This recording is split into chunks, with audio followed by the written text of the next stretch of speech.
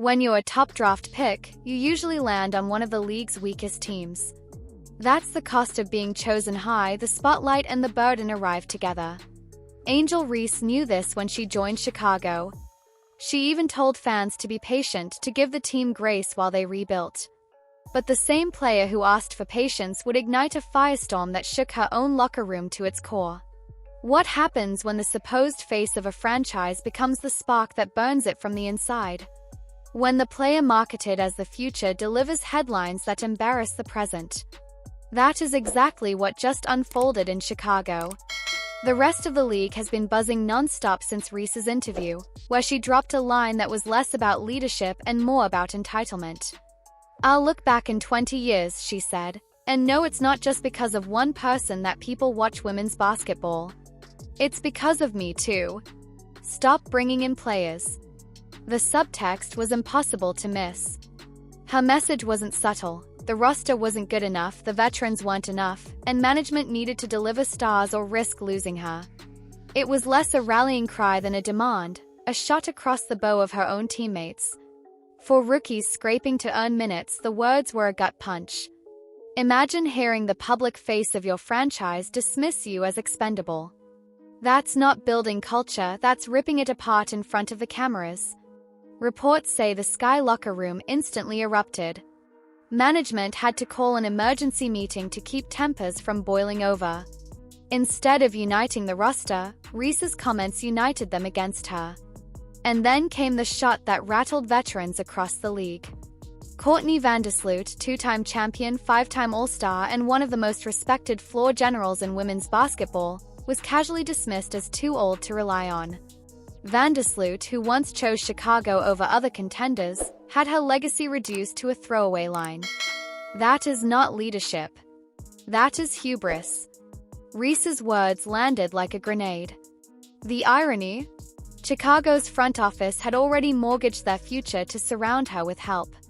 They sacrificed Sonia Citron, a rising Rookie of the Year candidate, to bring in Ariel Atkins, a proven scorer with championship experience.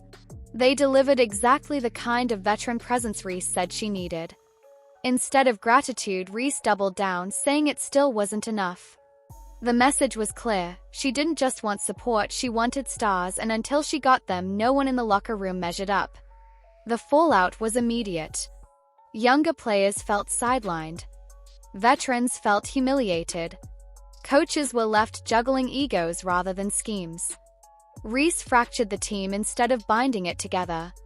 The shared conclusion whispered among teammates was brutal. "She's the problem, not us." And once that perception takes hold in a locker room, no stat line or highlight play can erase it. Things spiraled from bad to worse. With her 9th technical foul of the season, Reese earned an automatic suspension. And this wasn't for some meaningless midweek game, it came right before the marquee matchup everyone had circled on the calendar, Chicago versus Indiana. The league had hyped it for weeks. Fans traveled. Tickets sold out. The popcorn was already popped. And yet Reese managed to remove herself from the stage with a reckless foul that revealed not fire but a lack of control. It left the Sky exposed on the very night the Fever and Caitlin Clark were ready to shine. The contrast could not have been sharper. While Reese tore down her own house, Clark was quietly rebuilding hers in Indiana. She handled the overwhelming spotlight with poise. Every move was a headline, every mistake dissected. And yet she embraced it, showing up even when she was hurt, staying on the bench to encourage teammates, studying the game, applauding opponents, and turning herself into the calming presence of a franchise desperate for stability. Indiana responded. Aaliyah Boston dominated the paint with freedom. Kelsey Mitchell slid into rhythm jumpers with confidence. Sophie Cunningham filled the corners on time every time. Clark's presence didn't just add points, it changed the geometry of the floor, opening lanes, creating space, and lifting everyone wearing her jersey. In just months, the Fever transformed from lottery fodder into a playoff contender. Attendance records broke. Sponsorships surged. The franchise suddenly had a waiting list for season tickets. Chicago? They stumbled from one crisis to the next, their season defined by 10 wins and 30 losses, by rumors of regret from a front office that bet everything on a player allergic to accountability. The harshest truth of all, at times the sky looked sharper without her. The ball moved faster, the defense spoke louder, the energy flowed more freely. If the floor rises when you sit, you are the anchor, not the engine. Reese tried to explain herself afterward, claiming her comments were taken out of context, that she never meant to insult teammates.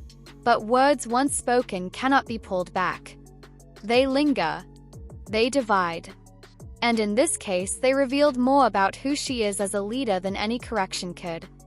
Meanwhile, Clark's actions told the opposite story. She never demanded stars, never demanded special treatment, never used the spotlight to diminish others. She simply gave what a leader must give: presence, poise, and results. One player asked for more while giving less. The other gave more while asking for nothing. That's why the trajectories of these two franchises look so different today.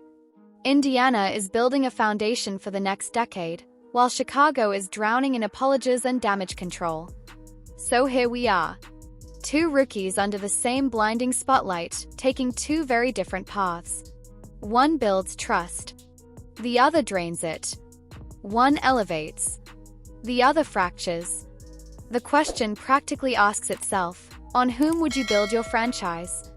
Caitlin Clark, the baby goat rewriting the blueprint, or Angel Reese, the self-proclaimed star who keeps pulling the pin on her own grenades?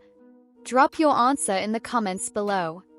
And if you think Chicago backed the wrong centerpiece, hit that like button, subscribe for more breakdowns, and join the discussion, because this is a drama that's only just beginning.